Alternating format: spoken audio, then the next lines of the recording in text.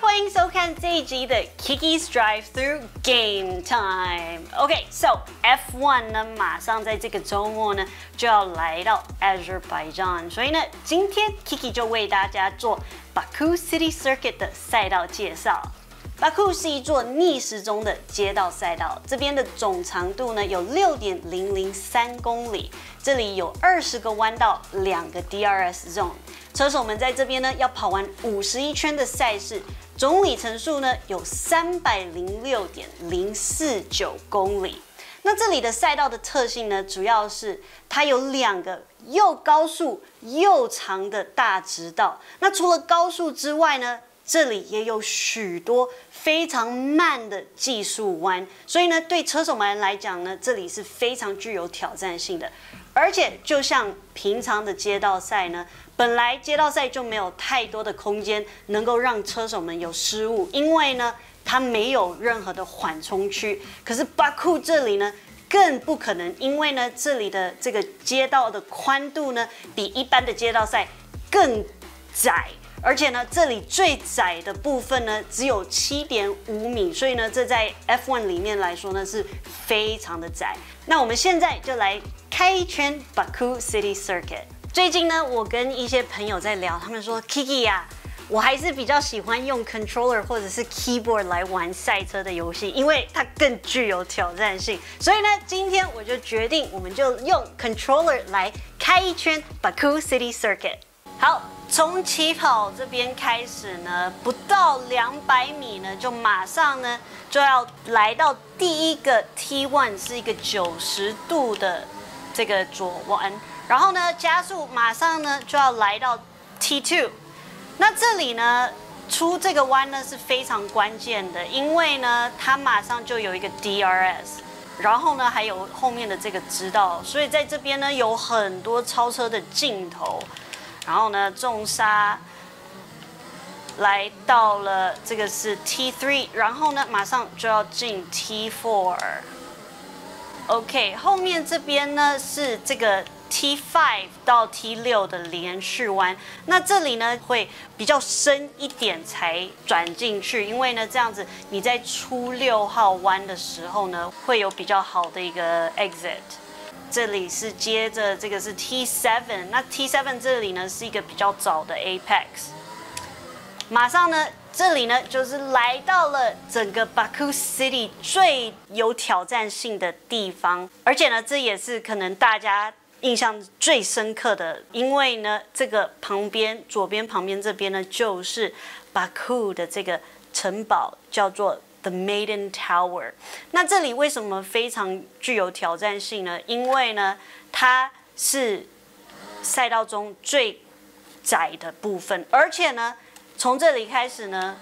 你速度又不能掉太多，因为呢，你有一个上坡，然后出这里的时候呢，因为上坡之后呢，你有这个高度的这个变化。所以呢，车手的视野也会有一些盲点，所以像出这个弯这里呢，几乎是看不到 Apex 的。而且呢，你出来的时候，因为它上坡下来的时候呢，它也有这个车辆的重量移转，还有一度呢，你可能还不会感受得到车的重量，而且呢，这里又有一个方向的转移，所以呢，在这边呢，很多车手有的时候会在这边失误，会在这边 spin。OK， 马上呢，这边呢就要来到后面的这个高速赛段。那这一段呢，蛮特别的呢，是因为我们现在看到这整个路段呢是已经铺好这个沥青了。可是呢，其实这里因为这里属于呢 Baku 的这个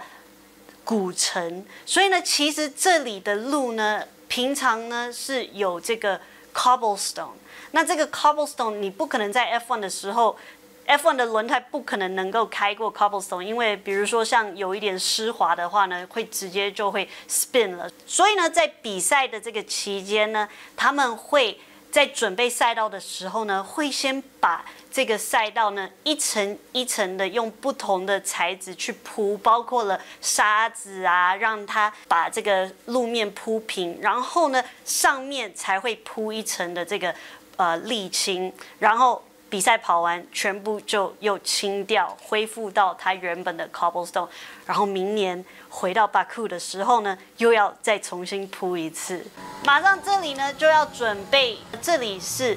非常高速的准备要进入这个弯，它又是一个下坡，所以呢你又有这个重量移转的部分，这里也是对很多车手们来讲也是非常要有 guts 的去通过这里。那当然呢，从这边开始呢，这又是第二个呢，也是非常高速的一个赛段，因为呢，从这边出来之后呢，它就是回到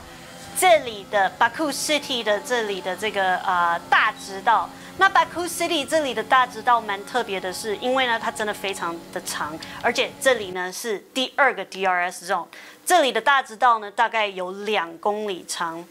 所以呢，在这边这个高速呢，可以抵达350公里。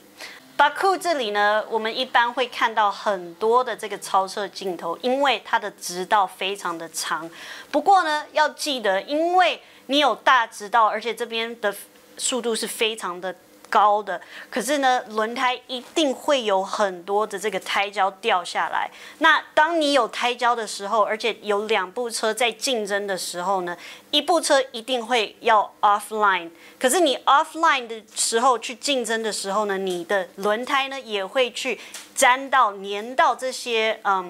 胎胶。所以呢，在这个时候，当你遇到像比如说高速，然后回到 T1 这里是。又是晚刹又是重刹的时候呢，你很难去判断这个轮胎它的这个抓地到底是有多好。所以呢，其实在这个时候，虽然有很多超车的这个机会，不过呢，这对车手们来讲也是非常大的风险的。